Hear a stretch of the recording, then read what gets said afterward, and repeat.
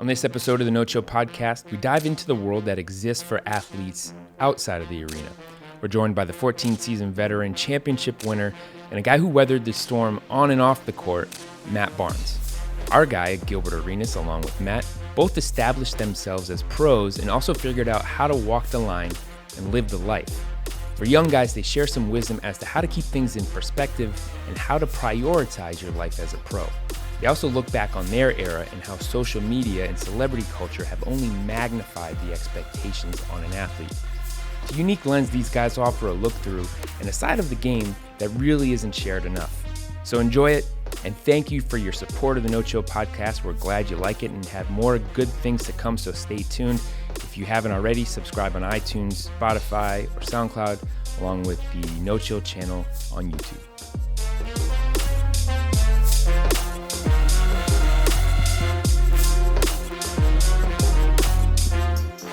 Mentorship episode.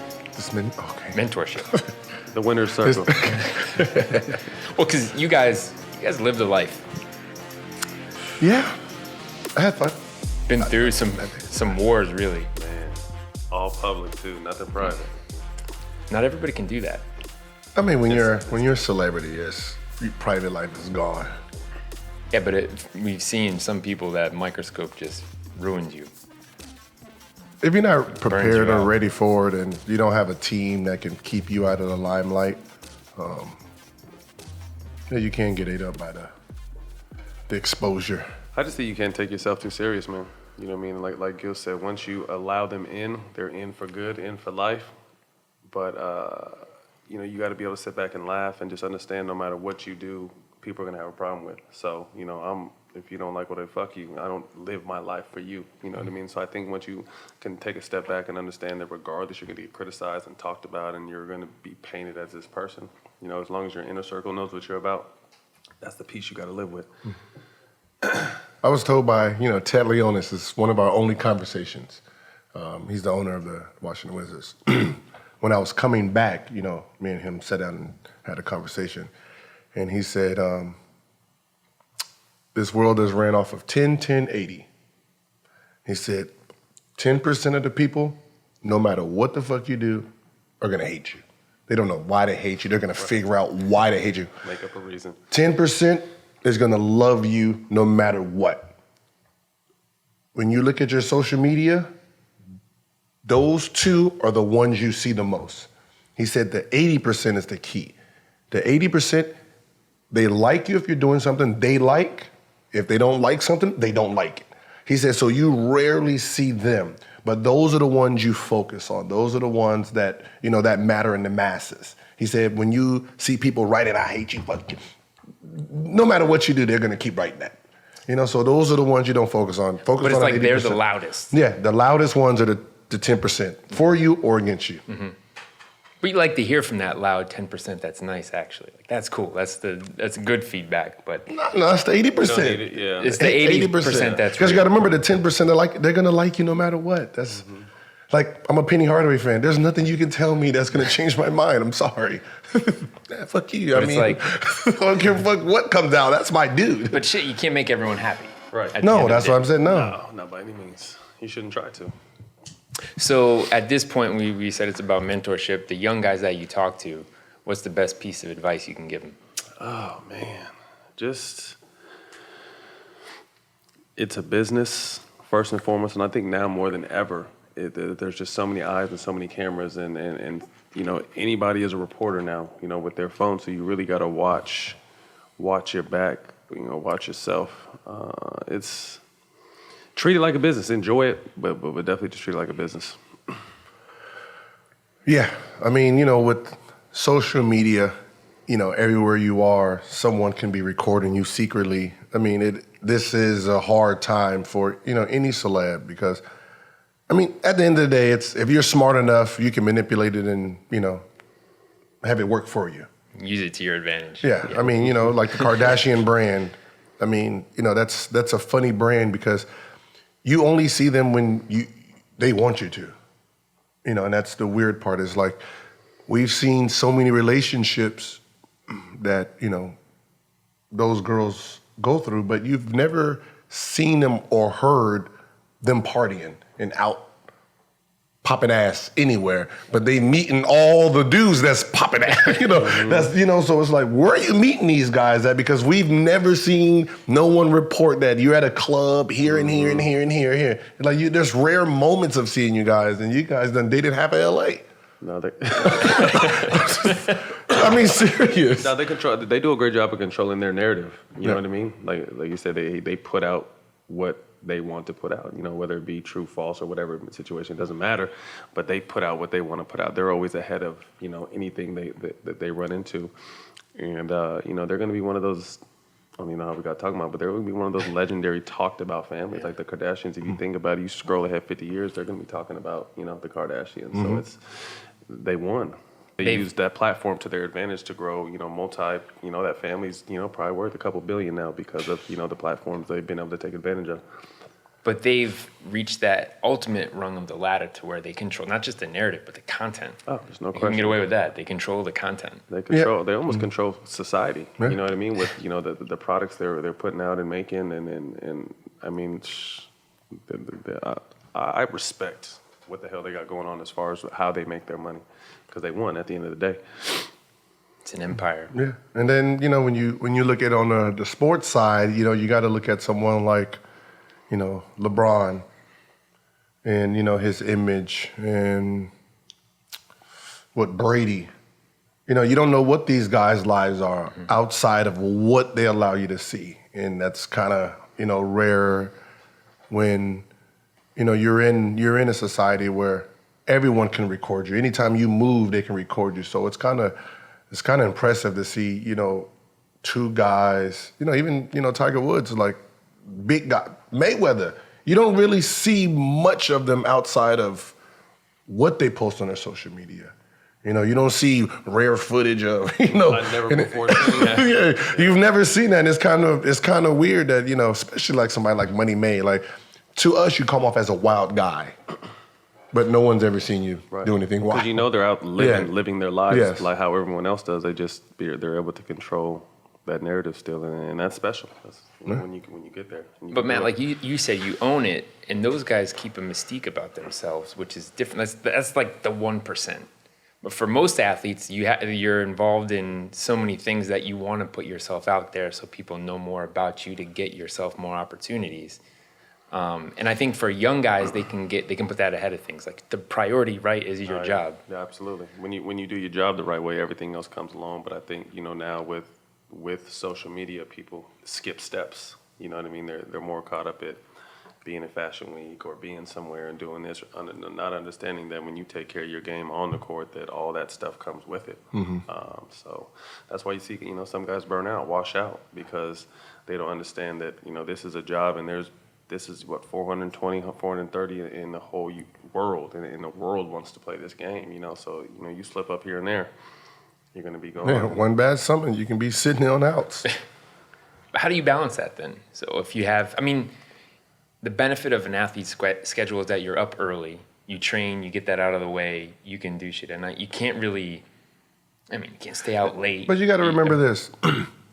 Yeah, you're battling 420 and millions. Like 420 make it, but there's millions chasing the dream, chasing you. Like I remember every training camp, I thought, the backup point guard was coming from my position. No matter what kind of contract I signed, no matter how much I was making, I felt he was coming after my position so he can be the max player. And that's how I practice and played and practice against them. Like, I'm not gonna let you beat me in practice ever. Because I don't want to give you that confidence. Because once you get that confidence, it's hard to reel that shit back in. Now you have him, you have the 14th man trying to be the 13th man. There's you got to understand there's hunger coming after you. And if you're not consistently hungry and consistently trying to get better, you will come in and go out. You just got to stay. You got to remember your sport is first, everything comes after. And it's also what you can handle, right? Like you look at a guy like Westbrook, you rarely see him do a lot outside of the court. He has his whole fashion persona and He doesn't do a lot of press, but on the court, he takes care of business, and I think he's one of those guys that is super motivated. You know what's funny? It's weird that when you think about athletes, period, you don't really. I mean, the only athlete you see out and about is Odell Beckham. Other than that, you don't really see. You don't know what Curry does. You don't know what KD does. Westbrook. But that's what most athletes or their homebodies or they know.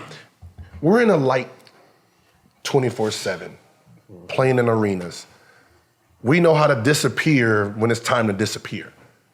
We understand that part. We know, there's a club going on over here, paparazzi gonna be there. Let me go ahead, go to this other little spot. Or just understand, how to work I'm gonna come in through the back. You know what I mean? I'm gonna sit in the corner.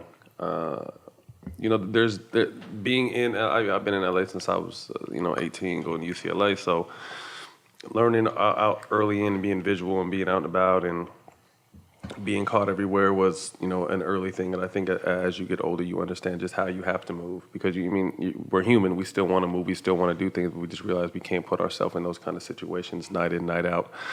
Especially because if you're someone out there doing it, going hard, and then your performance isn't well, that's going to be the first thing they point at. You know what I mean? That's going to be the first thing they attack. So you just have to understand, how to move, where to move, and what to do, really. And you can still do it, and a lot of guys do it successfully.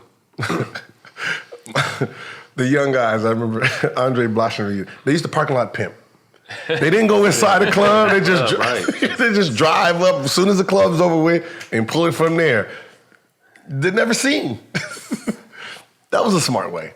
When I was in a club, I didn't, I used to hate when that sparkler game came out. My bottles never came with sparkles. No, don't bring me nothing with the sparkle. Or the DJ says, like some motherfuckers can't wait to, so-and-so's in the building. Like, no, bro, like I don't want nobody to know I'm not even here. Come on, man, I'm not here. Unless you want that. There are guys that absolutely guys look want for that. Yeah. You know what I mean? And some look for it. I think, what's weird is, I played both sports growing up, and I kind of found, and this is no knock on football players, and now it's a different era, I think, because people are more recognized, but I always kind of found like the football players when we'd go to clubs were the ones that had the bottles and wanted to do all because they had the helmets on. So unless they were superstars, you really didn't know who they were. They could be the best, some of the best players in the world sitting right next to you, and you don't really know that. So that's why they had a bunch of jewelry on, and they ordered 20 bottles with motherfucking real life fireworks coming out of them. You know what I mean? Just because they kind of wanted to be, okay, this is like I'm an all-pro making $20 million a year, but you wouldn't know that unless, there was a lot of attention going on. And I think basketball players are different because even if you're the 14th man, you're still visibly seen on ESPN consistently, and people still know your name because there's nothing blocking your face. Yeah, and I think that's that was the battle between basketball and football in the club. Like, you buy a bottle, you see someone over there buy 10, you're like, who the fuck is that over there? Edgerrin James, who the fuck is that?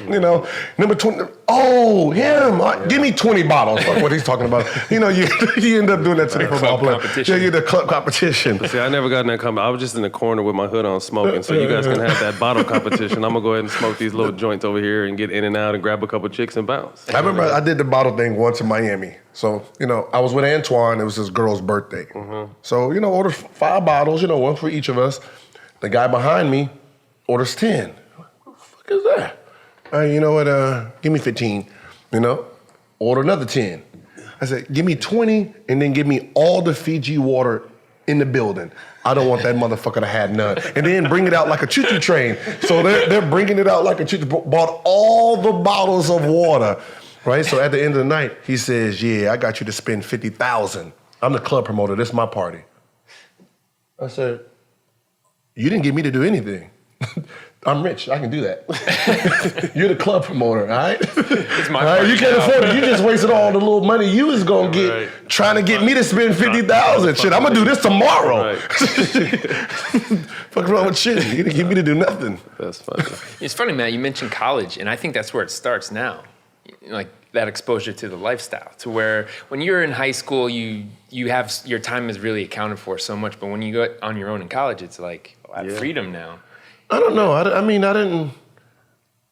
College, you really don't have money like that. You really don't have the exposure. It's just the party life. You went to a party school. It's the party life, but But Arizona is absolutely a party. Yeah, but it ain't my type of party. You know what I mean? It's foam pits and all that. What's your type of party?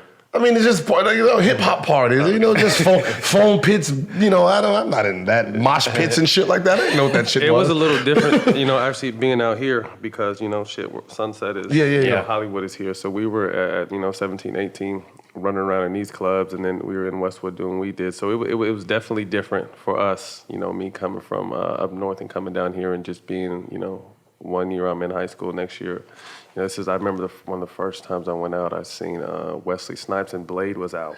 You know what I mean? Blade was everything, and the motherfucker was in the club with this little cut I seen this haircut underneath his little hat. I'm just like, it was crazy because it really was a jump. You know what I mean? Just in a year, like my life had changed from a standpoint of now I'm mixing with the Hollywood elite, and it was different. But now with like I said, with social media, now you have kids coming into college with more following than the actual school. You know what I mean? Like Zion, this is no disrespect to Duke, but Zion Williams went in there with his own not bigger than Duke. I'm not trying to say that, but they have the following and they have a lot of people behind them and what's going on, and that's what makes it different. Back in our day, we can kind of come in and slide and learn the ways and make a few mistakes along the ways and not really get in too much trouble. But now, from the second you walk in the door, shit, before you even got there, high school, you're under a microscope. So it's tough for these kids. And raising my kids now with my 10-year-old boys, I kind of just always trying to make them aware of their surroundings. You know what I mean? No matter what you do, people are going to be watching you, talking about you. So always be aware of that, because this is something you need to learn now, because when money's on the line, you want to know how to move around when, I'm not here to tell you. Now, speaking of trouble, how about when it comes to women? Because it's totally different when things are coming at you. Like you're a visible individual. You're laughing at you're a visible individual, right? So you're getting way more attention than you ever knew before. I'm talking still in college. Well, it's not really. I mean, if you're an NBA player, any athlete, you gotta remember, if you want to call them groupies, fun girls, whatever, they're gonna find you. They know who you are. That's why I never wore jewelry. Like, I thought jewelry attracted the wrong attention. Most guys wear jewelry because you're trying to pick up the women. The women get to see it. But to me, the wrong people were looking at me. Like, if I'm a franchise guy, I'm the man in the city, the women know me already as soon as I walk in. So I don't need to put on the jewels because the jewels gonna get my head hit. So I don't want to sit here with 15 bodyguards protecting me because I got on jewelry. Like, nah, I can leave my jewelry home. If you're gonna rob me, you're gonna take my credit card. Okay, I'm gonna get that money back anyway, so it ain't no point. So now you have, the social media girls, which is now you're accessible to all the women in the world.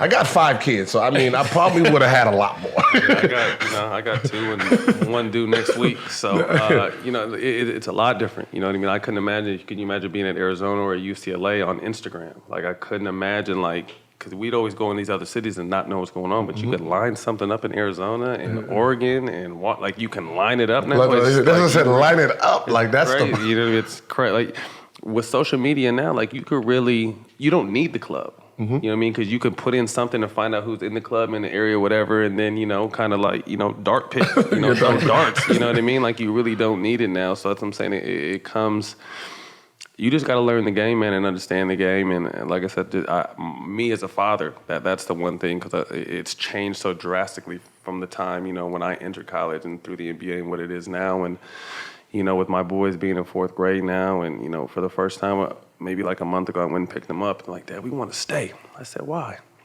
The 4th grade girls got a game. I said, oh, shit. It's starting. You know what I mean? So I'm in there sitting, and both my boys and a couple of their friends stayed. And then I end up sitting next to the little girl's family who likes one of my sons. And, oh, yeah, she's always speaking about Carter, and Carter is everything, and Carter is this, and that. And I'm just like, oh. So, it's starting now. So you really got to start preparing them for, what it is. So then we were leaving that game.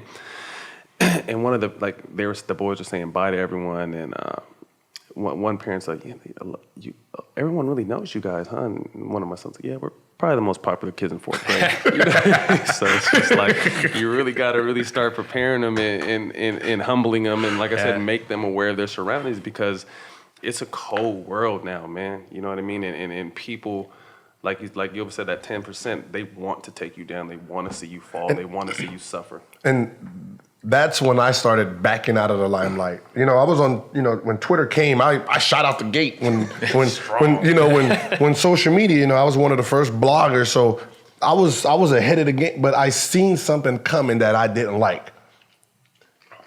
Access to your significant other.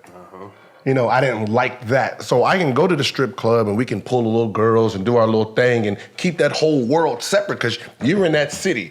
I don't have to hit you back until I get back to that city or fly you to another city. Now, if they get mad at you, they can just DM your whole family. Like, you. And then that's when I was like, Scary. Yeah, let me go ahead and just get out of this whole little light. Why did you get into that in the first place at that time? It was new. It was different. I just seen I was ahead of the curve. You know, just a way to reach, you know, to reach fans that personally didn't know me, but follow the NBA and follow, you know, just getting a voice out there because, you know, Kobe, Iverson, you know, there's fans, but, you know, you have your own individual fan, you have your own fan base. So me being on the NBA website, you know, they probably wasn't my fans, but now they're fans because they like the story I told. Now they want to watch. And, you know, just a way to just get my brand out there is the reason I did it. Yeah, I think it's great to be able to tell your own story. You know what I mean? Because like I said, they get a glimpse of us. And, you know, they get some glimpses of more of us because fucking TMZ. But, you know what I mean? There's a narrative or a story they paint. You know what I mean? So to be able to step, I always say social media is, you know, probably been the best and worst thing for society, you know, for several different reasons. But I think from a positive note, you really finally get to put who you are. I think really it's crazy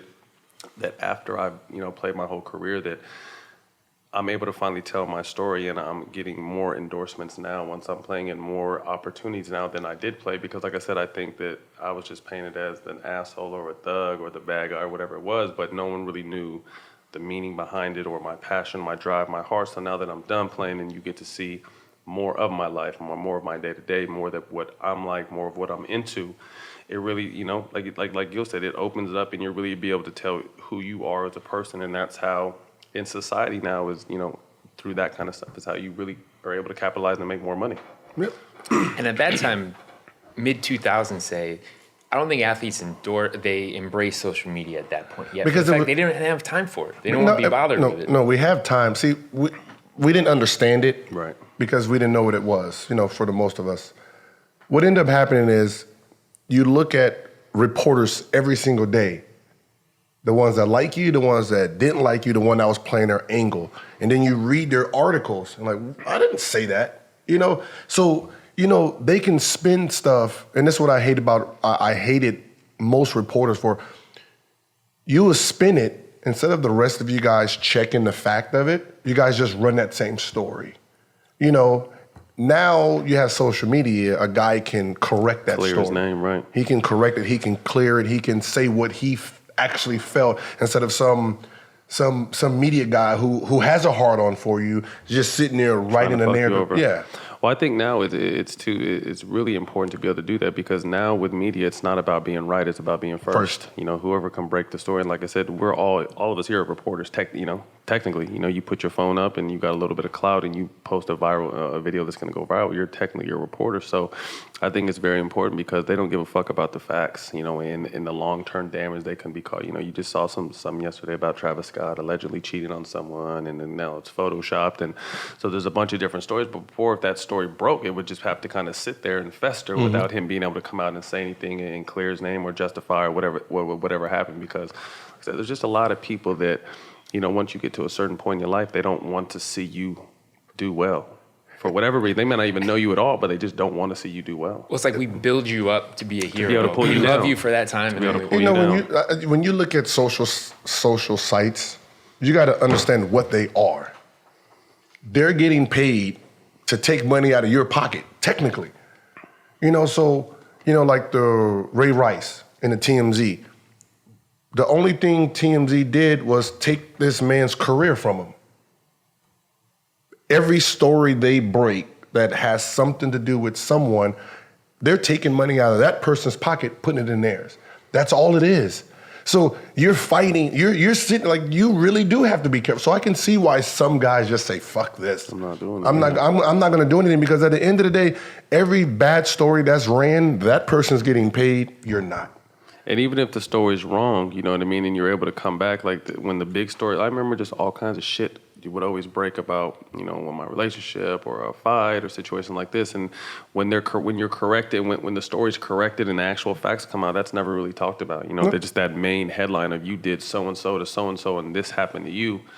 I remember me and Boogie Cousins were in, you know, in a little altercation in New York, and, you know, the headline was found guilty, but it was found guilty of, like, I forgot what even the term was basically arguing in public, but it said found guilty of nightclub brawl, and I'm just like, I wasn't found. I was charged with 2 felonies that night. I didn't get caught charged with anything when it came down to it, but it's just like the headline was found guilty, and it's just like, oh, you know, you got hit with felonies and you beat up a girl and you did that. Like, I didn't do none of that shit. You know what I mean? That's not the story, but that's the main, like, the bigger platform, you know, ran that story, and that's what people think. Right, we gravitate towards the scoop and the scandal.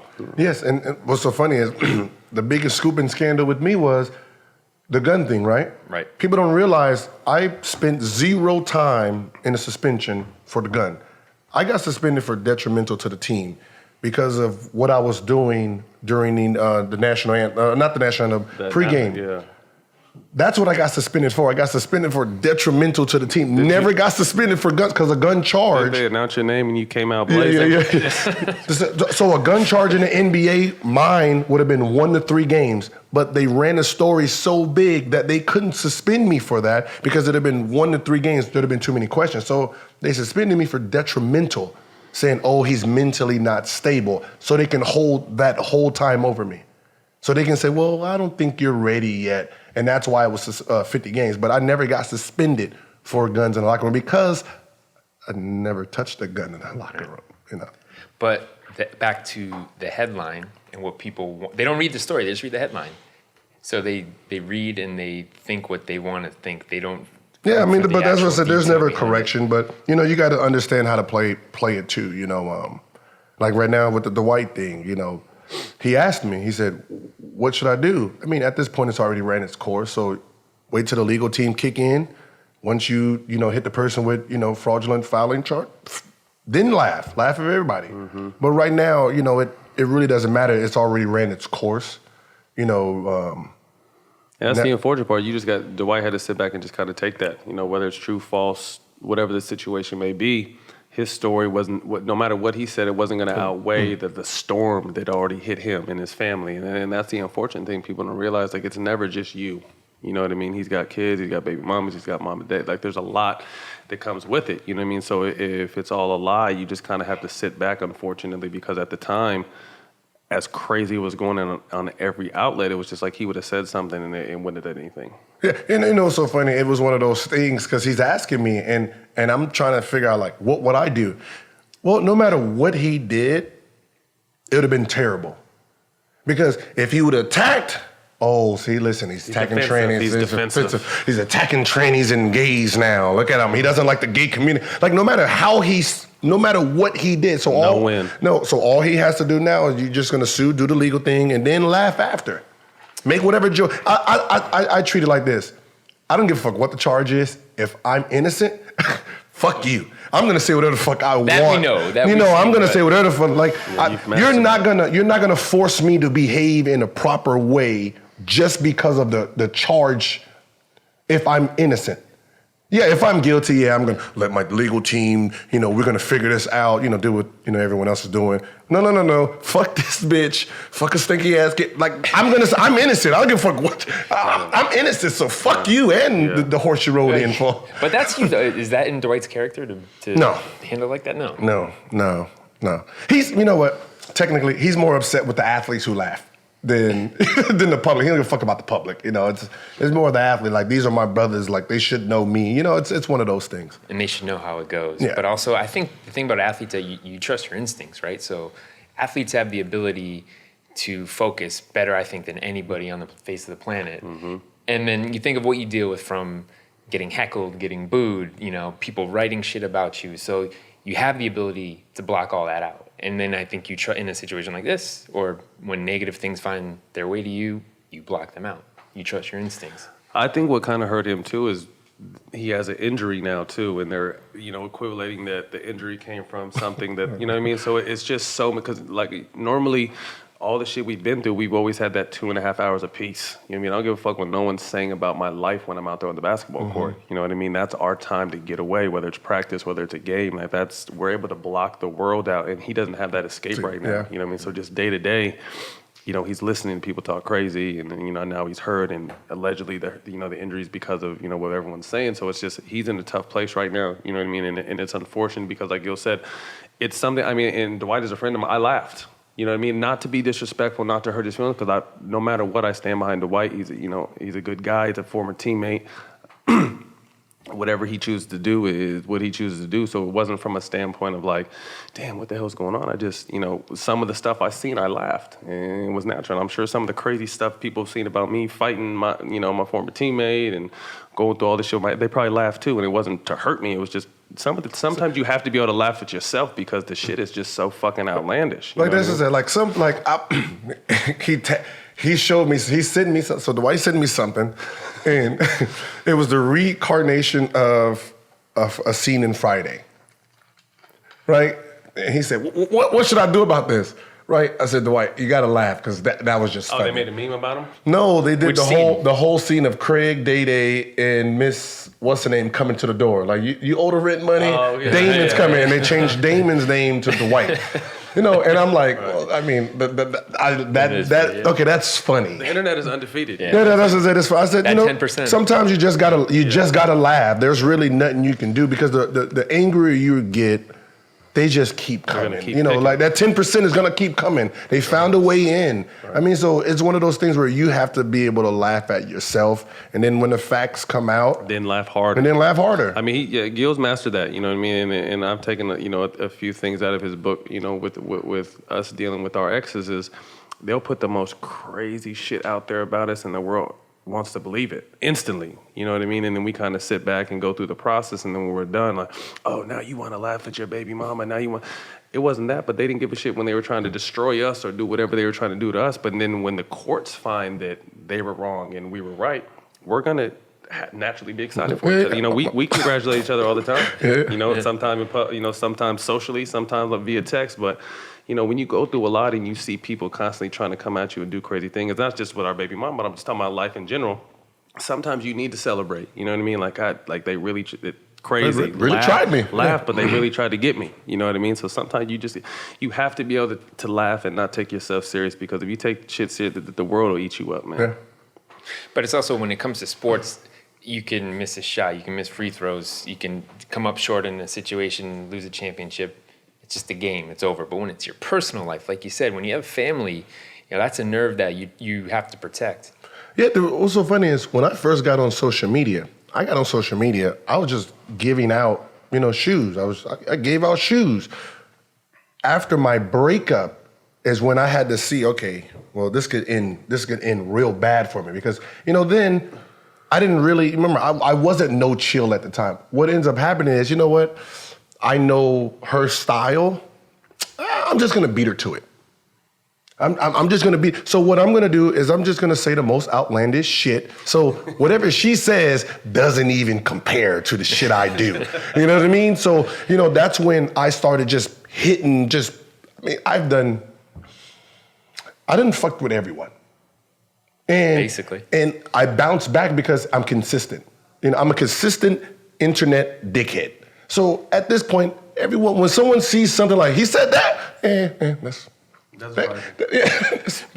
that's right up his alley. So, while me fighting in court and doing all this, it became one thing that... You got to be able to laugh. Like I said, you got to be able to laugh. I think, and really, what just kept me, and there were a few things that broke and went south, but laughing and knowing that the people around you know the truth, and really just saying fuck everybody else, you know what I mean? Getting high and just relaxing, man. Like I can't stress this enough, man, because like I said, if you take everything so serious and you comment on every negative comment, like that's gonna be your whole entire life, and it's gonna give you bad energy, and it's gonna affect everything, you know what I mean? So in situations, you just have to look at them. Like I said, if it's the truth, you know your truth, and go fight that truth. You know, but at the end of the day, they're coming for you, so you just got to be prepared. Yeah. But it's also the importance of your inner circle and who you have around you, right? I've never really had an inner circle because, I mean, we're close. Yeah, but it wasn't like, you're talking about an inner circle with like whether that be your entourage. And I think me and him both have always moved kind of by ourselves. You know what I mean? Moved under the radar for the most part with the things we do. So it wasn't really so much like everything I've done and I fucked up, like it was calculated. And I think he can say the same thing. Mm-hmm. Like when he fucked, like it's not like we're just gonna go out and do some crazy shit like, oh my God, I can't believe, like, nah, if we out here doing some crazy shit, like it's calculated and we see the outcome still. Like we see the other side of it. And not too many people are able to do that, you know what I mean? Like never perfect, don't claim to be, but if you see me doing some crazy shit, like I thought about it. Like I thought about what was gonna happen when I went and tried to fight Derek. You know what I mean? I called Gil on the way over there, like, yo, you might have to have some bail money. He's like, what's going on? Like, just have some bail money ready for me. You know what I mean? So I thought about what could happen, but to me at that time, it didn't matter because he had crossed the line with my kids. You know what I mean? So you thought about it, but it was a quick decision. It crossed my mind, like, you can get in trouble, you can get arrested, fuck all that. You know what I mean? Like, none of that played. And like I said, I was even laughing when I told him, like, yo, just have some bail. You might have to have some bail money. You got some bail money, yeah. So it's just, it's not, like I said, you control your narrative from a standpoint of, everything you do is thought through and understand the consequence on both sides. And if I choose to move forward, and I've been in trouble with some stuff, but I thought about both sides deeply before I did it. But in that situation, speaking of your inner circle, you had Gil right here to field your phone call. Yeah. Well, you didn't talk him out of it. Me and Matt didn't get close until like towards the end of end of my career. When I was playing, 2004, 5, 6, I was sheltered. I stayed in Washington. I worked out. It was, I wasn't, I didn't come back west. It's like once I was done, got hurt, the lockout, got to see Matt. We spent the Thanksgiving together. The same one with Nick? They shouldn't let us. Yeah. Same one? Huh? The same one with Nick? No, that was the year before. Okay. This was the lockout year. Then, got to spend some time with him, figure out who he was. And then, from there, over the years, we had the same pain. We went through we went, because it was sisters. You know what I mean? So we went through. He went through it first because he had the older sister. I went through it second because I had the younger sister. But at the same time, like we knew, like when this crazy shit was going on, I'm just like, damn. Or I would see what Gilbert's going through, and me knowing the truth behind the scene, it's just like, damn, she's really out here spinning this web. It's crazy. But then all of a sudden, Gil comes back with some crazy shit. I'm just like, oh well, now they know the truth. So it's just it's like I said, like we really bonded on that note, and then and became friends. And if you weren't going to say it, he was. Yeah, what's so funny is we both look at each other like we're crazy. Like I'm like, oh shit, shit, Matt just said all that motherfucker is a sicko. And I know he's thinking the same thing. Because I think Gil probably says the craziest shit to the public because he made a lot of money fighting, in basketball. So he doesn't give a fuck about nothing. You know what I mean? Like he's gonna speak his truth. Mine was more. I didn't make as much money, obviously, and I'm in a different standpoint where I'm still like. I'm good, but I'm still out doing other things, and I can't say. I say some crazy shit, but I can't go way off the deep end. He doesn't care sometimes, and I think that's why people love him because he'll really speak what's in his heart. It's one of those things. Is like if you're gonna hate me because I'm telling you the truth, and you just don't like the way I'm saying it. I can understand it, but don't hate me. Because you don't like what I'm saying. Because if I'm telling you the truth, like this is the truth. Like I'm not gonna, like I think at this point everyone knows if I say something, it's the truth. They realize I'm not gonna lie, no matter how I say it. I'm gonna be speaking the facts. They just don't like the delivery. They just don't like the delivery, and I'm not gonna deliver it anywhere else but how I just feel. Right. And that's just. How we both are. I think that's why at the same time, like we're hated by some, but I think we're loved by more because we're real, we're authentic, and we're true to ourselves. You know what I mean? Like I said, we're not always perfect. We do fuck up and we've made plenty of mistakes, but we'll own our mistakes, but then we're going to keep it very real with you. Some people try to sugarcoat or deny the facts or just fucking lie, plain and simple. You know what I mean? But, when you're not, we were in court. It was funny. We were in court, we were talking, it's hard to remember lies. You know what I mean? So there were situations in my court situation where she was, my ex was getting strung out because there were so many different lies, and my lawyer was doing a great job of jumping from story to story.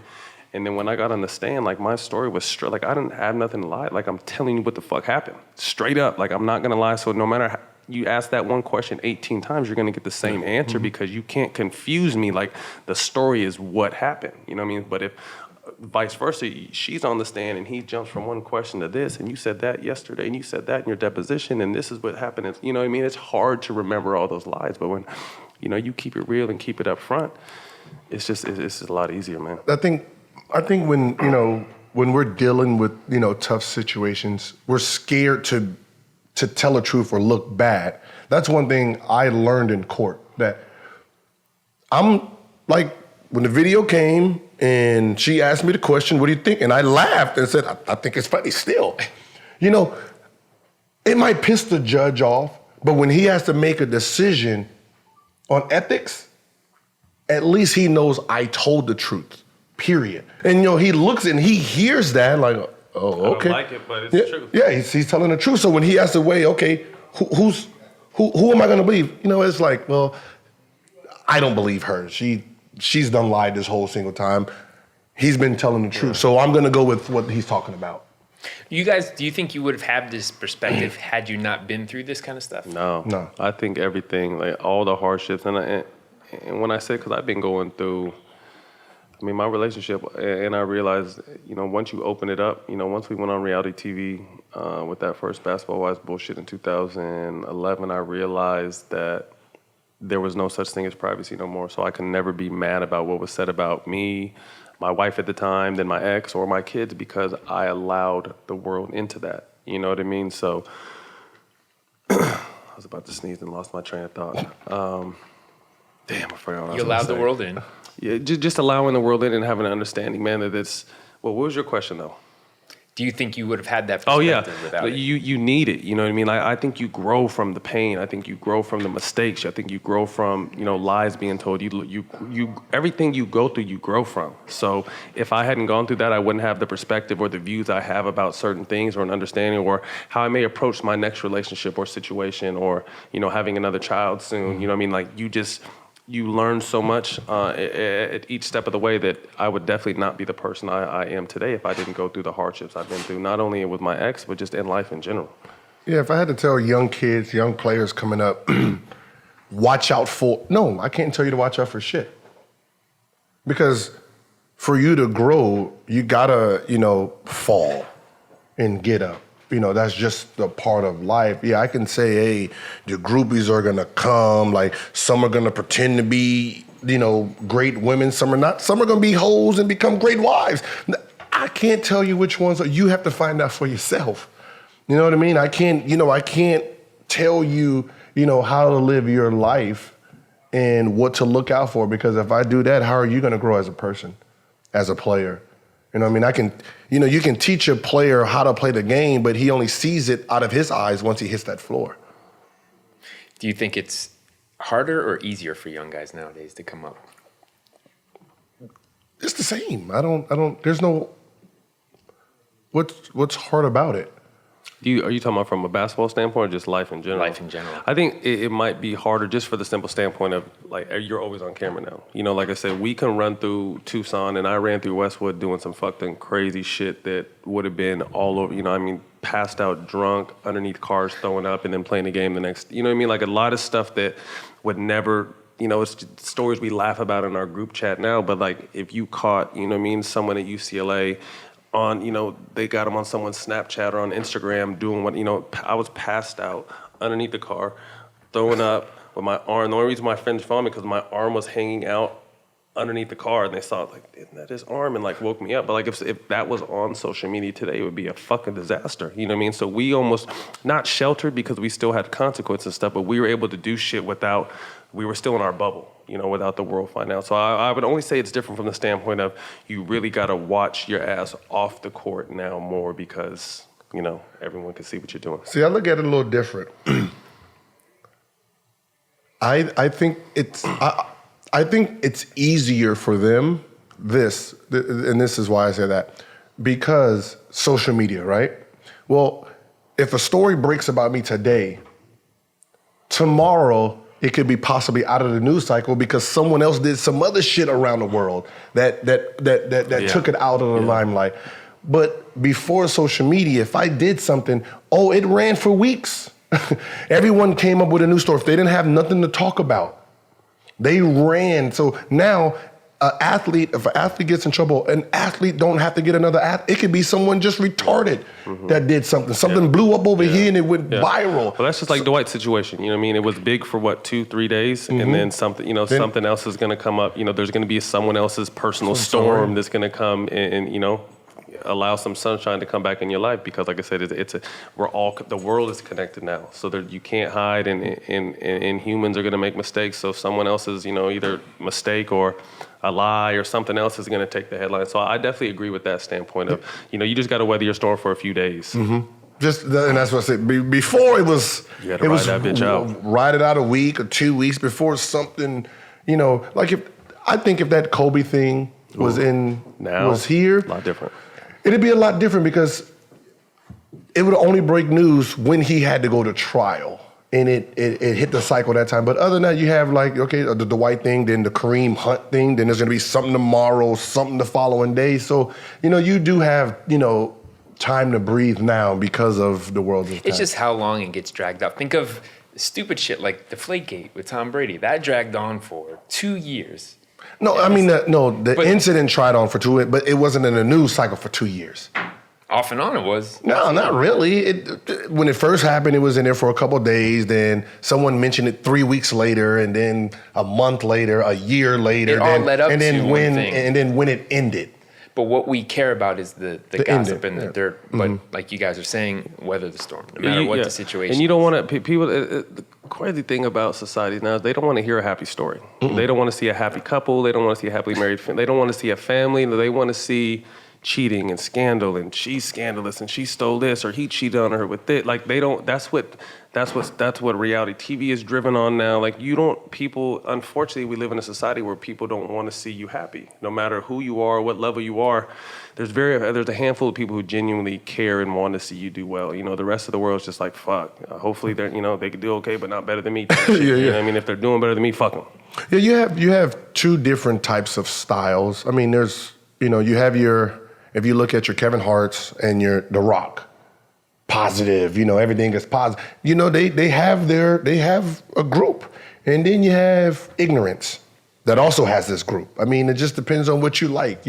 I follow, The Rock and Kevin Hart when I want to see positive stuff. And then I follow 6ix9ine, 50 Cent, and, just to see some asshole shit. And that's just, the world we live in. I look at it like, entertain me. It's all entertainment. I don't want to, when I go online, I don't want to see inspirational speaking stuff. Fuck, what? No.